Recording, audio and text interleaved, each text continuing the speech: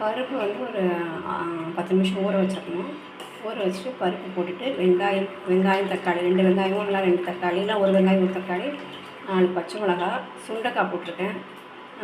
சுண்டைக்காய் சாப்பிட்டா வயிற்றில் பூச்சி செத்து போயிடும். அப்புறம் வந்து பெருங்காயம் போட்டிருக்கேன் அதில். அப்புறம் கொஞ்சம் மிளகு போட்டிருக்கேன், ஜீரகம் போட்டிருக்கேன். அப்புறம் பெருங்காயம், ஜீரகம், மிளகு, உப்பு, மிளகாத்தூள் எல்லாம் போட்டாச்சு. சுண்டைக்காய், வெங்காயம், தக்காளி எல்லாம் போட்டாச்சு. இப்போ போட்டு நல்லா பருப்பு நல்லா கரைஞ்சிச்சு. 2 ஸ்பூன் ஆயில் போட்டிருக்கேன். ஆயில் நீங்கள் பருப்பில் ஆயில் போட்டிங்கன்னா உடனே வெந்துடும், நல்லா வெந்துடும். இப்படி பூ மாதிரி வந்துடும். கொஞ்சம் ஆயில். நெக்ஸ்ட்டு வந்து இப்போ தண்ணியை ஊற்றிட்டு நல்லா வெந்துருச்சு. பருப்பு, வெங்காயம், தக்காளி எல்லாம் வெந்துருச்சு. பச்சை மிளகாய் எல்லாம் வெந்துருச்சு. இப்போ என்ன பண்ணணும், ரைஸ் அதில் போட்டுக்கணும். ரைஸ் வந்து ரைஸுக்கும் அளந்து தான் தண்ணி ஊற்றி வச்சுருக்கு. எல்லாத்தையும் மிக்ஸ் பண்ணிட்டா பருப்பு சாதம் ரெடி. சாம்பார் சாதம் இல்லைன்னா பருப்பு சாதம்.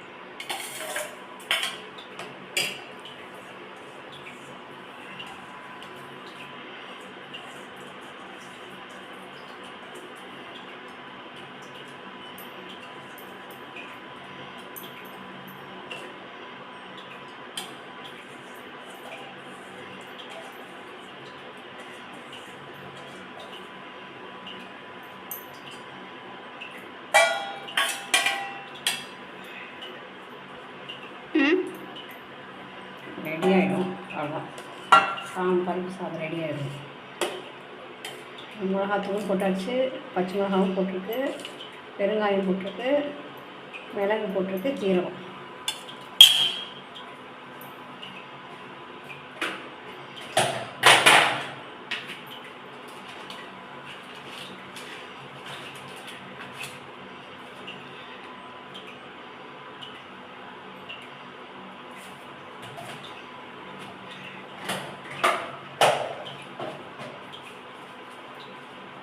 Okay, off ஆகிட்டுமா?